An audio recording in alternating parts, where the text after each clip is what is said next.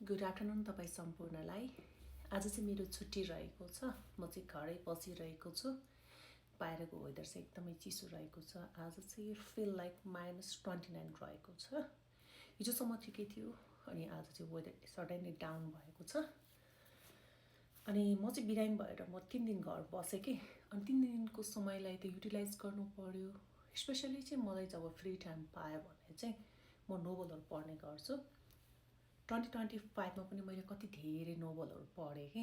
अनि 2026लाई पनि कन्टिन्यू गरिरहेको छु। र 2026 मा चाहिँ मलाई मेरो एउटा साथीले एउटा बुक दिएछ।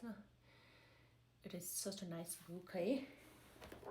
कुन छ भनेपछि how I found freedom in an unfree world भनेर चाहिँ हेनरी ब्राउनीको बुक रहेको छ।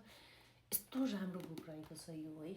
यसमा चाहिँ एउटा फ्यामिली रन गर्नको लागि चाहिँ हस्बेन्ड वाइफको ड्युटी के हुन्छ होइन, कसरी चाहिँ त्यहाँ चाहिँ अब ह्याप्पी फ्यामिली बनाउने भन्ने कुराहरू फोकस छ। सँगसँगै स्पेसली फोकस चाहिँ गभर्मेन्टलाई रहेको छ कि गभर्मेन्टले चाहिँ पब्लिकलाई कसरी ह्याप्पी राख्ने, कसरी सेक्युर गराउने, नेसनली इन्टरनेसनली त्यो रिलेसनलाई कसरी बिल्डअप गर्ने होइन, एउटा कन्ट्रीलाई चाहिँ डेभलप गर्नको लागि के कुराहरू चाहिन्छ होइन, के कुराहरूले चाहिँ एफेक्ट गरिरहेको हुन्छ, के कुराहरू चाहिँ इम्पोर्टेन्ट हुने गर्छ भन्ने कुरा चाहिँ यो बुकमा लेखिएको छ।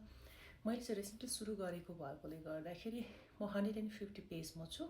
यसलाई चाहिँ म कन्टिन्यू गरिरहेको छु। Maybe this week I'm completing this book होइन। नट स्योर है, आइम नट स्योर होइन, तर पनि मेरो प्लान चाहिँ यो विकमा चाहिँ यो बुक सकाउने रहेको छ कि। किनभने हामीले हाम्रो फ्री टाइमलाई हामीले नै म्यानेज गर्ने हो नि त होइन।